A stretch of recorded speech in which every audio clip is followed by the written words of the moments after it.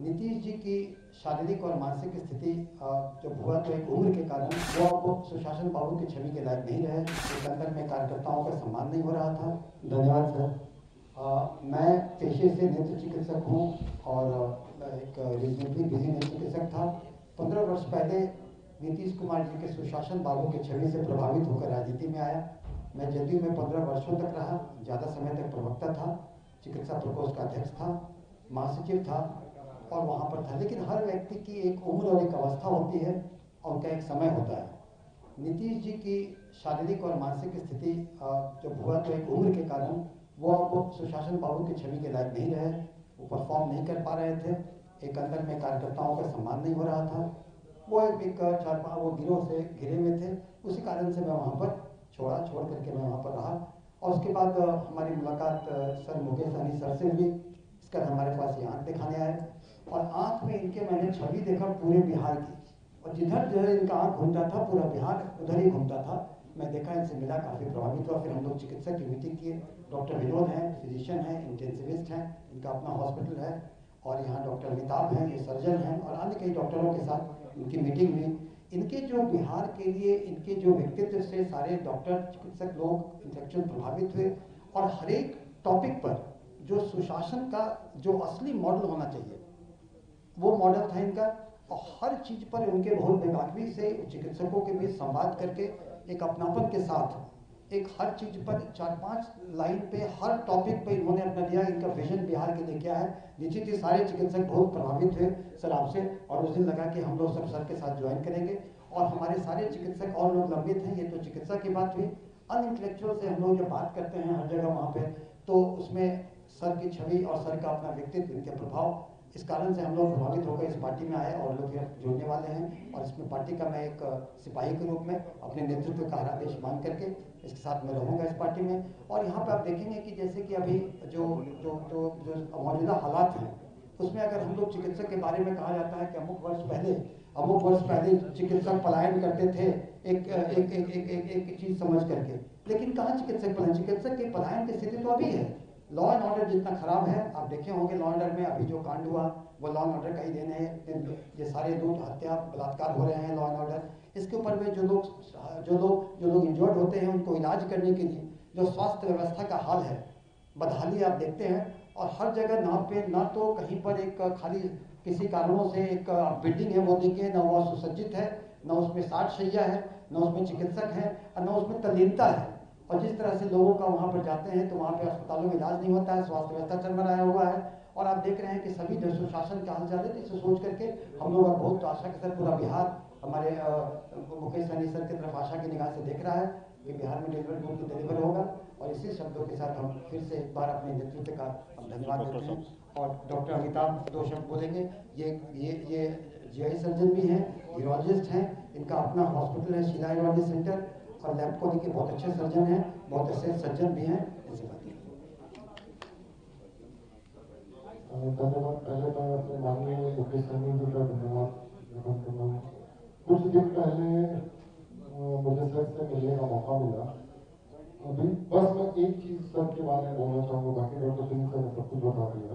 आज तक हम लोग अपने राज्य में यही सुनते थे कि राज्य में ये कमी है, ये पूरी हो जाएगी तो हमारा राज्य प्रोग्रेस करेगा। लेकिन सर का जो विचार, जो सोच था, सर ने कहा सर की जो अपने प्लानिंग्स हैं, जो थॉट प्रोसेस है, हमारे पास जो है पहले हम उसी को ग्रो कर लें तो हमें किसी की जरूरत नहीं पड़ेगी। और इसके बहुत सारे एग्जाम्पल सर ने दिए। पहली बार मैं किसी से इस तरीके से रूबरू हुआ और उस दिन मैं बहुत ही इम्प्रेस हुआ सर से। अदरवाइज पहले मैं कभी भी ऐसा पॉलिटिकल किसी से भी वैसा नहीं मिला था। उसी दिन मैंने डिसाइड कर लिया कि नहीं, मैं सर का साथ दूंगा हर तरीके से। धन्यवाद। मैं डॉक्टर विनोद फिजिशियन हूँ। मैं अपना इंटेंसिविस्ट हूँ और अपना हॉस्पिटल चलाता हूँ पटना में। और पहले मैं हम पार्टी का 2015 में संस्थापक सदस्य के रूप में था। लेकिन उन लोग के पार्टी में, हम पार्टी में देखे कि परिवारवाद का ही पार्टी है, वो अपने बेटा को महासचिव बना दिए। उस दिन से हम लोग पार्टी और राजनीति से मोह भंग हो गया। फिर लेकिन हम आदरणीय मुकेश सहनी जी को से जब मिले तो मुझे लगा कि ये सही व्यक्ति है जो बिहार को आगे ले जाएंगे, और इनके विचारों से सहमति होकर प्रभावित होकर मैं इनके पार्टी में आज शामिल होगा। चलिए, बहुत बहुत धन्यवाद पुनः फिर से डॉक्टर सुनील सिंह जी को, डॉक्टर अभिषेक सिन्हा जी को, डॉक्टर विनोद कुमार जी को बहुत बहुत धन्यवाद देता हूं कि आज आपने हमारे विजन और मिशन के साथ जुड़े हैं। आपको विशेष धन्यवाद देता हूं। साथियों, आप हाल फिलहाल में ही आपने देखा होगा कि घटना हुआ है।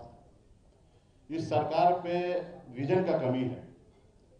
मैं एक टिप देना चाहूँगा सरकार को, और सरकार शायद अमल कर ले तो हमारा शिक्षा और स्वास्थ्य दोनों सुधर जाएंगे। हम स्वास्थ्य की बात अगर करते हैं तो आप बिहार में कहीं भी पता कर लीजिए कि अगर ब्लॉक लेवल पे हॉस्पिटल में अगर लोग जाते हैं इलाज कराने के लिए तो 1 मिनट भी देरी नहीं करते, उसको जिला में रेफर कर देते हैं। और जब जिला में जाएंगे तो जिला वाले लोग जो है 1 मिनट भी देरी नहीं करेंगे, इलाज भी नहीं करेंगे, जांच भी नहीं करेंगे, सीधा वो पटना रेफर कर देंगे। आप बताइए, एक परिवार एक अपने पेशेंट को, अपने बच्चे को लेके कहाँ कहाँ बवाएंगे? ये सरकार का जवाबदेही होना चाहिए कि अगर प्रखंड लेवल पे अगर रेफर करने की आवश्यकता है तो सरकार उस पेशेंट को उठाकर जिला में लेके जाया जाए, और जिला हमारा इतना स्ट्रांग होना चाहिए कि उसको पटना में रेफर करने की आवश्यकता नहीं होना चाहिए। अगर किसी कारण अगर पटना में रेफर कर रहे हैं तो पहले उनको पता करना चाहिए कि पटना में बेड खाली है या नहीं है, और नहीं खाली है तो वहीं पे उनको उपचार करना चाहिए। अगर खाली है तो आप एक पेशेंट को एक परिवार के हवाले कैसे छोड़ दे रहे हैं? पटना में कोई भी कोना से अगर पटना आना है 6 घंटा, 8 घंटा, 10 घंटा लगना है। आप बताइए 10 घंटा में पेशेंट आते आते रास्ते में दम नहीं तोड़ देंगे? तो दम तोड़ देंगे। तो इस सरकार का जवाबदेही होना चाहिए, डॉक्टर का जवाबदेही होना चाहिए कि अगर जिला लेवल से अगर पेशेंट को पटना में शिफ्ट करना है तो वो सरकार और पदाधिकारी का जवाबदेही होना चाहिए कि पटना तक उनको सही से सारा ऑक्सीजन लगा के अपने एम्बुलेंस में यहाँ पे उनके लिए बेड पहले सुनिश्चित कर लेना चाहिए, फिर यहाँ पे रेफर करके उनको एडमिट कराना चाहिए।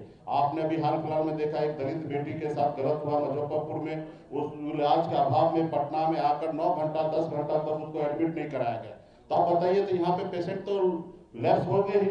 तो इसलिए कहीं ना कहीं सरकार पे, प्रशासन पे विजन नहीं है। हम लोगों का सरकार बनेगा, निश्चित तौर पे जनता का आवाज है, सरकार बनाएंगे, और ये जो मैं आज बोल रहा हूँ वो आने वाला समय में पूरा करेंगे। हम ऐसा नौबत आने नहीं देंगे कि जिला से पेशेंट को पटना रेफर किया जाए। अगर एक भी पेशेंट को अगर रेफर करते हैं जिला के पदाधिकारी तो उनको जवाब देना पड़ेगा कि क्यों आप रेफर कर रहे हैं। अगर रेफर भी कर रहे हैं तो जिला में जितने भी पदाधिकारी हैं, जितने भी डॉक्टर हैं, उनका जवाबदेही है कि पेशेंट को पटना तक लाना, ना ही कि किसी परिवार को लाना, वो कहाँ से एम्बुलेंस ढूंढेंगे, क्या होंगे। तो यही सोच के लेकर मैं आने वाला समय में डॉक्टर का एक बहुत बड़ा फौज में खड़ा करना चाहता हूँ अपनी पार्टी में, क्योंकि हम देख रहे हैं कि पूरे बिहार में गरीब समाज के लोग ही दवा के अभाव में, इलाज के अभाव में दम तोड़ रहे हैं। हम लोगों के एक एक आदमी को एडमिट कराने में हम लोगों को पसीना छूट जा रहा है। तो इसके लिए भविष्य में ऐसी गलती ना हो, हमारे बिहार के लोग इलाज के अभाव में मरे नहीं। इसके लिए आने वाले समय में एक बड़ा मैं अपने पास डॉक्टर का फौज बनाना चाहता हूँ, विंग बनाना चाहता हूँ, और मैं आने वाले समय में हमारे सुनील जी जो हैं वो लीड करेंगे पूरे प्रदेश को। और सरकार बनने के बाद भी सरकार और डॉक्टर के पास कितना अच्छा संबंध होना चाहिए, सही समय पर काम होना चाहिए, उसके लिए हम लोग अभी से प्रिपेयर कर रहे हैं। तो इसके लिए अगर डॉक्टर साहब सुनील जी आए हैं, इनके साथी विनोद जी आए हैं, अभिषेक सिन्हा जी आए हैं, इनको मैं धन्यवाद देता हूं। इनके पास पूरी जवाबदेही दे रहा हूं कि आने वाले समय में बिहार में पूरा जिला लेवल पर जाकर और अच्छे डॉक्टर को वीआईपी पार्टी से जोड़ेंगे, और एक जो मेरा विजन है उस विजन के अनुकूल बिहार प्रदेश में काम करेंगे, ताकि एक भी नागरिक का जान ना जाए इलाज के अभाव में। तो इसके लिए हम लोग बहुत गंभीर हैं, और आने वाले समय में सरकार बनने के बाद हम लोग ये करेंगे कि जिला लेवल पे एक भी पेशेंट पटना तक ना आए, और आए तो डॉक्टर के कस्टडी में आए। डॉक्टर पहले बेड उनके लिए मुहैया कराएंगे, पहले उनके लिए व्यवस्था कराएंगे, तब अपने जिला से पेशेंट को पटना तक मूव करेंगे। ये आज भी सरकार ये कर सकते हैं, मुझे नहीं कह रहे हैं, जो आज विपक्ष में वो कह रहे हैं, क्योंकि उनको मालूम है कि ये हम कल करेंगे तो शायद इसका क्रेडिट मुकेश सहनी ले लेंगे। तो ये क्योंकि वो मुझसे नहीं, बिहार की जनता से वो नफरत करना चाह रहे हैं, तो इसलिए आने वाले समय में बदलाव करेंगे। और हमारे सभी साथी को मैं धन्यवाद देता हूँ, और आप लोग को मैं धन्यवाद देता हूँ। मुकेश जी, आप लोगों की सरकार बनेगी तो डिप्टी सीएम कौन होगा? जी, जो कुंडली में घटना हुई है, क्या लग डिप्टी रहा है सीएम कि कौन होगा? एसपी मांग करने से इसको न्याय मिल जाएगा? जी हाँ, क्या बोले? कुंडली में जो घटना हुई है, क्या लग रहा है विपक्ष को एसी में बैठकर मांग करने से उस बेटी को न्याय मिल जाएगा? किसने बोला कि हम लोग एसी में बैठकर विपक्ष मांग कर रहे हैं? हम लोग तो जनता के बीच में जा रहे हैं। आपने देखा होगा नेता प्रतिपक्ष वो परिवार से मिलकर आए, परसों भी हमारा धरना प्रदर्शन है, पूरे बिहार में काम करें। काम तो सरकार को ही करना, हम तो आईना ही दिखा रहे हैं, हम तो आइडिया ही दे सकते हैं, हम आईना दिखा सकते हैं, वही हम लोग कर रहे हैं। और जनता भी लोग रोड पे खड़े हैं। आज देखिए कि उनके किस तरीके से एक मंत्री और डिप्टी चीफ मिनिस्टर पर कल उनके घर पे गए मिलने के लिए, और उसी परिवार को बोलता तुम कसम खाओ माँ कसम कि तुम्हारा इलाज सही से नहीं किया। इस तरीके से बात हो रही है। ये सरकार किसी का सुन रहा है? किसी का बात मानना चाह रहे हैं? नहीं, ये बंद कमरे में बैठ के सरकार चला रहे हैं, वो सरकार चला रहे हैं, ब्यूरोक्रेट सरकार चला रहे हैं। तो हम लोगों को जितना लड़ाई लड़ना चाहिए हम लोग लड़ाई लड़ रहे हैं, और निश्चित तौर पे ये सरकार परिवर्तन होगा। डिप्टी सीएम कौन होगा आपकी सरकार का? देखिए, सरकार बनना तो है, और आप मान रहे हैं कि हमारी सरकार बनेगा, डिप्टी सीएम हम लोग बना लेंगे। और निश्चित तौर पे इसके लिए हम पहले भी कह चुके हैं, इच्छा जाहिर कर चुके हैं कि वीआईपी पार्टी का डिप्टी चीफ मिनिस्टर होगा। चुनाव भी लड़ाएंगे क्या डॉक्टर साहब को? आपने कहा कि लीड करेंगे, अरे चुनाव लड़ाएंगे क्या? निश्चित तौर पे कोई भी पॉलिटिकल पार्टी में अच्छे लोग आएंगे और जनता का सेवा करना है तो निश्चित तौर पर उनके हाथ में पावर चाहिए। तो डॉक्टर साहब मजबूती से आए हैं, इनके हाथ में पावर, सरकार बनने पे सरकार का पावर इनके हाथ में होंगे, और समय सिचुएशन बनेंगे तो निश्चित तौर पे चुनाव भी लड़ाया जाएगा। चुनाव तो हम लोग अपने राज्य के लोग को ही लड़ाएंगे, पार्टी के नेता को लड़ाएंगे, अमेरिका से थोड़े लाकर लड़ाएंगे। तो डॉक्टर साहब भी उस रेस में लग जाएंगे, और निश्चित तौर पे जब डॉक्टर साहब जैसे लोग अगर चुन के आएंगे, विधायक बनेंगे, और तो निश्चित तौर पे ज़्यादा से ज़्यादा विकास का काम होगा, ज़्यादा से ज़्यादा पेशेंट का इलाज होगा, हर तरह से सक्षम है। तो ये आने वाले समय में हम लोग करेंगे।